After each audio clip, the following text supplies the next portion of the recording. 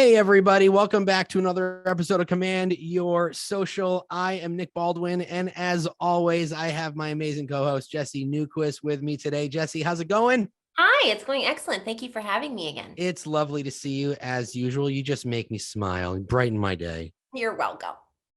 So how are things going with you? What you been up to? So I have been working on very exciting projects that I'm not allowed to talk about yet. And Top secret. Yeah, you're gonna see the world take over soon. I don't know what else to say besides that, but it's been awesome. I've been home and learning and reading for like 8 weeks now. And it's Wow. been amazing. Well, while you are taking over the world, our guest is taking over YouTube. You like what I did there? Great job. Thank you. I'm proud of myself. Our guest is taking over YouTube. His name is Ken Pozek, and he's a realtor at Keller Williams down in Orlando, Florida. And his YouTube channel has over 2 million, almost 2.5 million views all over the world. And I think about 18% of his business last year came directly from YouTube, with over 1 million in GCI from organic reach. So Ken, it's an honor to have you on Command Your Social. Thanks, man. Appreciate you having me on. No problem. I love those numbers. That only correlates to your dedication and consistency, which if you're consistent with something, it's going to pay off. Jesse, say hi to Ken. Hi, Ken. I'm so glad you're here. Really, I've known you from afar for a long time, and I've admired your work, and so I'm just psyched to meet you. Thanks. Appreciate you hanging out. Ken, let's just dive right into it. We haven't talked about YouTube yet on the show, and I feel it's one of those platforms. Well, it's, obviously for creatives, and most of us are just not very creative. So what made you decide, or when did you decide that YouTube was going to be the platform for you? So I had a good friend of mine up in Jacksonville, and after I'd relocated to Orlando, trying to find out what could I do to start over my business that didn't cost me a ton of money, because I had tried. When I moved here, I was like, how can I grow a big business really fast? So I tried Zillow, and I tried radio ads, and tried all these kind of things. And this friend in Jacksonville was like, hey, I've been doing this YouTube thing for the past couple of years, and got like 800 subscribers, and people call me every once in a while from this. And I'm really just going around doing like tours of model homes, and it's not overly hard. Like anybody could kind of figure it out. I'm like, no kidding. So I'm going to try this. So I went and I shot 100 videos in 100 days, just selfie style on my cell phone, edited it myself on iMovie, threw them up on YouTube. And it took me like almost 3 months to get my first call. And they were just terrible videos, to be quite honest. They were just constantly getting 10 views. There was really no, nothing that was like any inkling of hope. But eventually somebody called and said, hey, I found you on YouTube. We're looking to move to Orlando. We really like this model at this specific builder. Could you help us out? Heck yeah. So I put them under contract. I'm like, I'm on to something here. Like it can work, could probably get better, and go from there. So we started figuring out the algorithm and why YouTube works and why it doesn't work. And fast forward today, we actually have like 3.2 million views, 22,000 subscribers. Last year we did 1.4 million in GCI, and it's a good point from YouTube. And it's amazing. People reach out and they feel like they already know, like, and trust you. And so it's just a cool platform that really changes everything that you do in this business. I just have a quick follow-up question, Jesse. I'm sorry. I just want to follow up on this because I'm going to forget. You did 100 videos in 100 days. Was that something that you set out to do, or did it just kind of happen? I was just like, I didn't start and say like, I'm going to do 100 videos in 100 days. It was like, I just need to put out a ton of content and see what works. Because at the time, this was like 4 years ago, there were not as many agents that weren't like the celebrity agents trying YouTube. And so I didn't know who else to like copy. So I'm like, I'm just going to keep trying stuff until it works. And then lo and behold, it started working. I have to know, what was your first video? Do you remember? Yeah, it was just like, I picked a luxury neighborhood here that was a new construction neighborhood. And I walked into the sales model and like, hey, I wanted to shoot a video for my YouTube channel on real estate. Can I just do a tour of the video or of the house? She's like, yeah, of course. Like at the time, this is 4 years ago before the market was like really humming. And she was just like, please, bring me buyers. And so, yeah. And then I was like, okay, so this builder said yes. Other builders are going to say yes. So I did like the first 100 videos were all just builder model tours. And how did you, because you said, your videos were getting like 5 views, 10 views, you're doing 100 videos in 100 days. How did you keep yourself motivated? Because we all know that most agents will try something a few times and quit and be like, this isn't working. You're like, what kept you going? I think it was the fact that I was shooting these super hyper local videos. And in my mind, I was like, even if they only got 10 or 20 views, those people are pretty high intention viewers, right? You're not going to watch a model home tour in my little hometown or, backwoods Orlando, in this new area, if you weren't kind of interested. And I'm like, how long would it take me to get in front of 20 people? And I would rather shoot one video and have 20 people watch it than cold call 20 people. And so to me, that made sense. And so now, like fast forward to today, I pulled our analytics this morning. We had 157,000 watch hours last month. Wow. So how long would it take me to get in front of that many people, cold call that many people? Crazy. Yeah. It's insane, right? So, so to me, like that's how I started. And then it's just consistently gotten better and better in regards to the viewers and motivation. Can you give us a little bit more of an insight into those analytics? Because I love your attitude around, listen, it may only be 10 views, but those are 10 people, right? It may only be 20 views, but those are 20 people who are sitting down to watch. So what does your analytics look like in terms of watch time of each video? Yeah. So it's, so I've got it in front of me. I said it was 157,000 watch hours. It's actually 157,000 views last month, 13,000 watch hours. So I don't think about break that down. Like how many 24/7, those are rolling, right? People are watching these all the time while I'm sleeping. They're watching my videos. We figured out, because Google Analytics will tell you where people are watching from. We had over 37 countries tune in. And it's like, it took me an hour and a half to shoot the video. My editors take care of it now. I don't edit myself. But it's pretty simple. Like I shoot it once and it lives on forever, evergreen, which is really why I love YouTube, because it's evergreen. It's not like TikTok where you put out one video and then that gets lost in the algorithm and nobody ever sees it again. People are intentionally searching Google and or YouTube for information. And if your video is 5 years old, it's going to come up and you're going to get found and potentially have an opportunity to earn a client.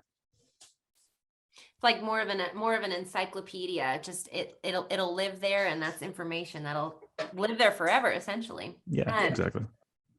Can we talk about content creation strategy? What's your, do you have a team that helps you? What's the process around your content creation?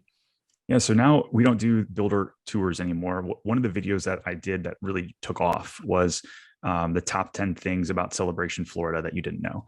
And so I just literally walked around. That's one of my favorite videos, by the way. Thank you. And yeah, I was like, that's the one that I show when I'm teaching and I talk about video. I show that one, the 10 things about Celebration, Florida. It's something anybody can do. Yeah. And you just do it with your iPhone, and it's so simple and there's so much information. Yeah. And so that one got 20, 30,000 views in the first month. And I was like, oh my gosh, like I'm on to something. Now it's got 147,000 views, and we still get leads from a video that I shot 3.5 years ago today. And so, so now it was like, okay, I need to get more intentional around what people are actually searching for. So it was like figuring out, moving to Orlando, moving to Winter Garden, Windermere, like all of the suburbs around our area, the top 5 things you didn't know about, the top 3 things you need to know about, like all of those sort of things are really eye catching. And so that's kind of our strategy now. We did a video because I was reading, I'm like a huge, I literally have time block in my schedule every week to go through news articles about Orlando. And if I think it's going to have a big enough reach, we shoot a video around it. And we use a program called Morning Fame to figure out how much traffic might be behind that search term. And so like for a really good example. So U-Haul had a study, and they put out all these articles about where the number one place trucks were going to on a one-way destination in the entire country. Happened to be Kissimmee, Florida, which is the town right next to Orlando. I'm like, shoot, I'll go there, average $400,000 sale. I'll sell as many homes there as I want to. All right. So we did a video on that specifically about this article that came out and why people are moving to Kissimmee. It got 27,000 views I put it out on Tuesday. Recently? Yeah, that just happened. So, Wow. You put this video out on Tuesday and it's already had almost 30,000 views? Yeah, 5 days ago, it's got 25,000 and some change views. Holy smokes, dude. Crazy. So obviously, people are moving to that area. There's a reason. And other people are probably thinking, yeah, right. So this podcast is brought to you by U-Haul. By U-Haul, yeah, exactly. So that's kind of the idea, is like shooting content that I know the client, the potential client is going to want to watch, instead of what most agents do, which is, I'm going to do this luxury home tour and talk about how amazing I am and try to look like an HGTV star for the optics. Like nobody cares. You are not famous, and people aren't seeking out to watch another HGTV show unless you are famous. And so, Ken, so you're that's probably what we going have to to get do. your own show one day. Dude, I hope so. So anyways, So going back to our content creation strategy, it's finding stuff that I think people are going to search for. We start with the title first and foremost. Make sure it's a searchable title. Then I actually think about the thumbnail next, which is totally backwards to what most people do. They come up with the thumbnail way after they've already shot and that kind of thing. But I think what are the visuals that I need to capture in this video and the thumbnail that I'm going to create, and then based on the title and the thumbnail, we go shoot the video. Can I tell you something? I can tell in preparing for this, to meet you today, just the first thing that I noticed, again, having visited your YouTube page, probably sometime in the last year, for teaching, the same as Nick, I noticed that it was so grabby. Everything from the beginning was grabby. The title and the thumbnail and the picture behind it, and I saw a tornado too. Like there was some controversy in there. Like it was very, very grabby from the get-go. So that's very interesting. I can tell that's your process. Sure. Yeah. Yep. So the thumbnail is, I think, so the title gets you found, gets you thrown into the algorithm, but the thumbnail is what people click on to figure out if they're going to watch the video, right? And so you can create the most amazing, eye-catching, value-driven video that you're so proud of, but if nobody clicks on the video, you're not going to get found. And so, are you saying that people are judging your cover video? They're judging your video by the cover, just like 100%. A book, just 100%. like a book? Yeah, 100%. As humans do. Yes. I always choose. There's two things that I choose. I choose what book I'm going to read based on the cover. No, I'm just kidding. I choose what wine I'm going to drink based on the label. No, by the label, exactly. Sure. So you did a video once about the best pizza in Orlando, and that one turned out to be very controversial, Ken. Very controversial. Yeah. Can you talk a little bit about how you came up with that and how that went? I mean, it was just like, okay, what else are people searching for? And so I started getting into like the Google analytics around traffic, and lo and behold, people come here to Florida and they're like, I don't know where to eat. So the best coffee, the best burger, the best pizza. And then funny enough, though, you start posting those, like I'll grab the link and throw it in like a Facebook group or something like that. And people will rip me apart, which is totally fine. They're like, oh my God, that pizza's the worst. Or like, you totally were off the mark or what. I don't care though. I'm looking for engagement. Of course. So, it's all good. Yeah, it's all good. And then they get into our ecosystem, they hit subscribe, and then we stay with them forever. So I love it. That's our goal. Then you did a video where it was kind of like mean tweets on Jimmy Kimmel, but you read comments from your videos, and some of them were kind of mean, or not mean, but the ones who are hating on your pizza video. I think that that's so fun because then you're really engaging with your audience. And if you're getting a lot of comments, you're going to get people who are kind of jerks, and you got to make light of it. I think that was brilliant, actually. Yeah. And those ones don't get a ton of views, right? I mean, like they're really for the fans of the channel more than anything, right? People aren't searching out mean tweets for me to read them, but the people that are subscribers, they all watch those ones in force, and then they're commenting. And a lot of this becomes your community, right? And you're trying to build this community that nobody else can kind of take away from you. And that's one of the brilliant things about YouTube and building an asset like having a subscriber base, is that like, yes, algorithms change. Yes, Google is a business and they can change, but for the most part, it's been kind of the same for the past 15 years. And so like, whereas Zillow is like, hey, we've got more demand in that area, we're going to charge you 3 times as much for the leads. Or, you know, something else changes and we decided we're not working with agents anymore, we're going to go on a referral fee basis, or iBuyers and all these kind of things. They can disintermediate the agent. Whereas if you own something, you own a subscriber base, you own a community, you have this like tangible asset that people can't take away from you. And I think that's just a really powerful thing. Mm-hmm. You seem, you've always seemed comfortable and confident on screen. Were you always? No, not at all. I mean, I've probably hid my first 40-ish videos because they were so bad at this point. Unhide them. No. So show them to the world. Yeah, you can still go back though 4 or 5 years ago, and I was heavier and not as confident. But no, I think it's just like anything. The example I love to give is that the first time you did an open house, you were awkward. You were not great in person, right? People walked in the door and you were like, hey, check out the bathroom. And you were like either very excited or you hid in the corner. One of the two happened. You too early asked them if they had an agent and can you sign my little sheet? But eventually you did more and more and you got better. And then all of a sudden it's a machine, right? Now, all of a sudden, if you were doing it more consistently, they were great lead gen stuff. The same thing with video, right? The more you do, the more you get, the more you're better. And so then from there, it becomes kind of like this fine tuning machine of like, how can I make sure that my hook is really good and watch time is really good and our editing is better? And that's another thing that I really enjoy, is just kind of refining the process. So let's just go back, because, you know, many of the agents or entrepreneurs listening to this podcast, you know, they don't, you know, they may not be at the point where, you know, because now you have a whole media team and you have a whole video crew and an editor and all those things. And it took a long time to get there. I just want people to realize, like, it took Ken like years and years to get there, years of consistency, years of using your iPhone, right? Yeah. So when you were doing this on your own at first with your iPhone, you know, what apps were you using that to edit and to add titles, and what can people and where can they find them, and how can people use those? Yeah. So if you have a Mac, I mean, I was just using the free version of iMovie, and I would just import from my iPhone onto iMovie, do the little lower thirds. I would use Epidemic Sound for royalty-free music, which cost me like $9 or $12 a month, I think is what it was. And that was it, man. Thumbnails, I've always used. I was using Canva for a really long time. Now I use PicMonkey.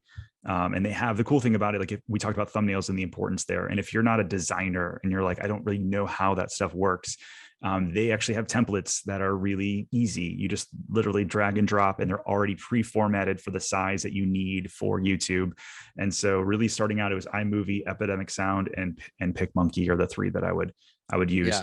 Yeah. Beyond that, Morning Fame is kind of like my planning tool. So like, hey, is there enough traffic behind this for me to warrant a video?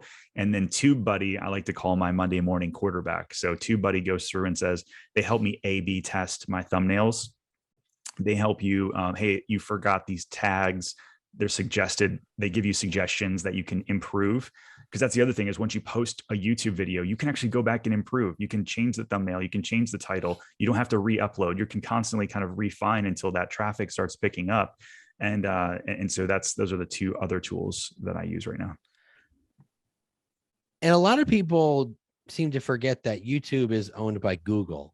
So does your video title have anything to do with how easily your video can be found? Like, should you word it as if it's like some sort of search terms, like, you know, let's just like the easiest example possible, homes for sale in such and such town, or, you know, things about places to go in Celebration, you know, do those titles help? Yeah. I mean, titles are everything. So titles in the first 200 characters of your description signal they signal to Google what your video is about. And then what happens is it's live play. So you go live, and then it serves it up to a certain amount of people that are searching those similar terms. And if people click on it and then watch it, right? So if people click on it and then they have actually watched 2, 3, 4 minutes of your 8-minute long video, then it'll say, okay, great. It did a good job. I'm going to serve this up to more people that are also looking for this. And then it continues to build and build from there. If you show up on the home page, obviously, or someone's page on their app, that obviously is gold. That's what you're going for. And that's just Google saying that your video is worth it. People that have seen it, click on it. People that click on it, watch it. And that's sort of that all starts with the title and the description. Super interesting. I noticed that you don't have ads on your videos. Is that accurate? Just literally the past 2 months now have turned ads on. You turned ads on? Okay. Yeah. You could do it. So, well, my question was, do you think that by turning the ads on, you'll get more, it'll be pushed in front of more people because the ads are on there? I was nervous that a few things would happen. Like, so for those of you who don't know, like, to get monetized on YouTube, to earn money from your views, you have to have 1,000 subscribers and 4,000 hours of watch time, which I've had for years. And I was always nervous to turn it on because I was afraid that like other agents would show up before my content. And I'm like, if I lose one person to another agent, it's not worth the money that I'd be making. So I've now turned on ads because I'm like, you know what, I'm getting too many views to not monetize this and have this, offset sort of our media company. And so we turned ads on and like nothing changed. Like I just started making money, and like views have been the same, click through, watch time, all of that. And so for us, it's been exactly the same in terms of growth, having ads on. And now I can make, anywhere between $1,000 and $2,000 a month from my views. And then that helps us offset our content. And yeah, right. And it can also help you with paying for your media team. That's what I mean. Yeah, exactly. Yeah. So now my videographer is almost zero based. Right. And now it just takes time and me showing up. At what point did you get to, what was the point that you got to where you're like, you know what, I need to hire a videographer? Like, what was that point for you? That's a great question. So I did probably, I don't know, somewhere 120 videos myself with my camera, editing, all myself. And then eventually I did the whole lead with revenue thing, which we all should do, was that I had some closings. And so now I'm going to hire an editor.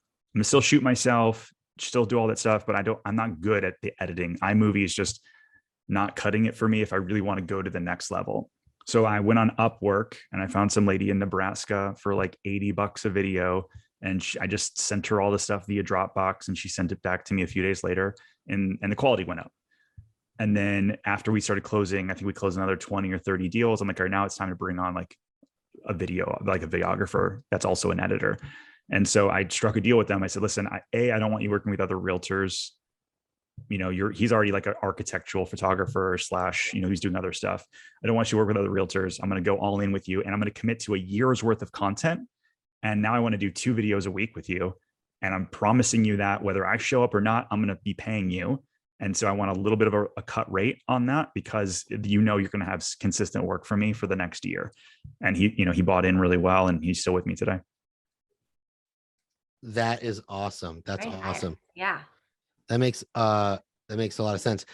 And you made me think of another question, because I do have a question. You have a question. Sorry, you go wrote ahead. it down. Go ask. Around the formula, like how many times do you upload videos per week? So at this How did point, you know that was going to be the question I was going to ask? Because you bolded it on the Google Doc. Oh, dude. because I wrote it down and it's on the Google Doc. Because well, Ken's comment about 2 videos a week made me think, wait, is there a formula to that? So thank you for reading my mind. You're welcome. Yeah. So Google rewards you on consistency and watch time. Like your channel, the more watch time you get, the more you can keep people on the platform, the more it likes you and will push you out more. So I think that when you start out, you need to put out a video a week. I don't think 2 a month is enough. I think 1 a week's the minimum. And then it becomes, okay, great. Now you have this machine going, and can you push it a little bit farther? So we added a 2nd video a week. So now what I do is we still shoot 2 videos a week, because sometimes people get sick, sometimes people are out of town, and I want to batch shoot content for the future. And then, but every other week I go live on my YouTube channel. Like tomorrow I'm going live. I've got a mortgage guy I'm bringing on. I'm talking about, typically the format for the live is the first 15 minutes. I talk about the news in Orlando, just like here's the new developments, the new restaurants, the new whatever. And then I do Q&A for like 30 or 40 minutes. And the past month or so, I've had like consistently over 200 people watch live, which is like, Wow. think about that as an Yeah. agent, trying to get Yeah. 200 people in a room. Yeah. I know. And I've talk about watched real those estate. lives. I've watched those lives. I can't believe you have that many people watching, and people are super engaging. Like they just comment. It's pretty incredible. Yeah. And so it's 30 or 40 minutes of back and forth Q&A. And then we wrap, and then that becomes the video for the week or for the weekend. And those typically get 3,000 to 6,000 views within the next week. And so, it's good relevant content that people engage with. So yeah, that's our consistent schedule. Tuesday mornings, we do a static post, and then every other week is a Saturday. And then in between those is another static post. So my biggest takeaway from this was, because one of my biggest questions when it comes to making videos is, how do you come up with content? And I think my biggest takeaway was Morning Fame, the website Morning Fame. Go and look and see what's trending, right? And then look and see what's trending in your area too. Yeah. Just like you found out that U-Haul did this study and people were driving one way to Kissimmee, and you made that Kissimmee video 5 days ago and it blew up to 30,000 views already. I mean, that is such valuable information if you're Seriously, struggling yeah. with what to talk about on a video. That is like right there, the best nugget So valuable. I've heard. And if I still have my team leader hat on, the tools you mentioned in addition to that were TubeBuddy, PicMonkey, and Epidemic Sound. Like free or close to free tools that we can give out to help our agents get started. That's like, it's super invaluable. Well, also there's another platform that I really love called WeVideo. Uh-huh. And it's super simple and it's next to free, and they have free royalty free songs in there as well, and that's really easy to use. If there's a lot of sound ones out there that are fantastic. YouTube actually has a free catalog. You can go in there, like if you want jazz or you want, whatever kind of Mediterranean, whatever kind of music that you might want. The reason I love Epidemic Sound is you can literally sort it by beats per minute. So I can say I'm looking for like rock beats per minute, melody. Like you can kind of like pick a bunch of these things, and it gives you like, here's 100 songs you can use. It's really good. That's great. I've got one final question, then we'll let you go, Ken. If an agent wants to get started with video and they're nervous, are there any sort of exercises or experiments that they can do to kind of like get, loosened up? Loosened up. I drink a lot of coffee beforehand, and then I'm jazzed. No, I think, it's going live on Instagram, going live on Facebook, or even just doing stories on Instagram will get you so much further. And remember, like, even if you have 1,000 followers on Instagram, only 100 of them are actually going to even see your story. And so you might as well put it out, and it's gone in 24 hours. So who cares? Right. I mean, you're not going to get nervous having coffee with somebody. So why would you get nervous talking about like this new listing that you got? And so I would say that just do as much of that as you can. Go on, get your face on video, get comfortable as quick as and often as possible on like an Instagram or Facebook. And then that way, when you get in front of a camera, you're not going to freeze when you see the red light turn on. That's my number one tip, just to sort of get over the thing. The other piece I would say is like, I get way less nervous when I'm speaking in front of people or look in front of a camera when I'm talking about something that I'm educated on. So if you don't know what you're talking about, you really get nervous. You get in your head about like, oh, how do I sound? Is this coming across right? So just prepare, like go really, like, it sounds like so simple to say, but like if you're doing a video, you don't need to have it scripted. I typically I write an outline for every video. It's intro, 4 to 5 points, outro. And those 4 to 5 points are just like memory joggers of like the next thing I'm going to talk about. But I've already done so much research on those 4 or 5 points that I can just talk about it like I talk about it to a friend. And so I think that those two tips right there are going to help you get way more comfortable in front of a camera. And don't worry, it took Ken years to be this calm, cool, and collected, and just so like just slick and dreamy. It took him years to get to this level. It's true. So don't worry. Don't worry. Yeah, don't worry. You'll get there. You'll get there. Well, listen, everybody. Thank you so much for listening to Command Your Social. This has been one of my favorite episodes because YouTube is just so elusive to so many people. Because it's, like I said in the beginning, it's all about creativity. And most of us just don't have a creative brain in our heads. But no, I'm just kidding. But I think there were so many takeaways, Jesse. I mean, I have so many notes. It's unbelievable. I know that you do too. Yes, I do. I'll share them. Ken, thank you so much for being here. And listen, if you enjoyed what you were listening to, go ahead and subscribe. Go ahead and give us a like. Go ahead and leave a review. Listen to the other episodes. Support the podcast, the little podcast and that support could. Ken too. His content is great. People. Oh that yeah, are and not, you can go. People So that you are can go. that are You can not go. moving to Yeah. the Orlando area follow Yeah. Ken for his content, and so go Ken check it out. loves it when agents follow his YouTube channel. Yeah. He loves it. Don't say that. Don't say that. Go lie I'm to your just people. Follow me on does not. Instagram. No, follow him on Instagram instead. He's got some great stuff coming out. You're going to really enjoy it. Well, Ken, thank you so much. Have an amazing day. Jesse, I'll see you next time. Bye, guys. Bye. Bye. Okay, see you. Bye.